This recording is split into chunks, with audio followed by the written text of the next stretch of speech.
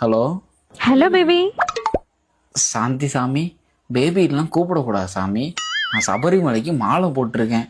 48 நாளுக்கு வரைக்கும் உங்களுக்கும் எனக்கும் எந்த ஒரு பேச்சுவார்த்தையும் இருக்கக்கூடாது. 48 நாட்கள் கழித்து. என்னப்பா கோயிலுக்கு போயிட்டு வந்துட்டியா?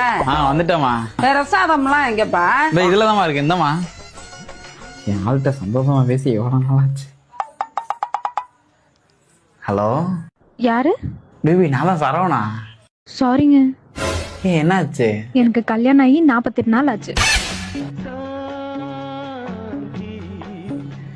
சாந்தி, சாந்தியாவது பூந்தியாவது வைடா போன.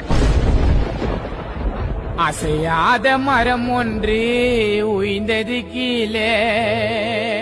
எங்கப்பா வாழைக்காய் வச்சு பிச்சை காண?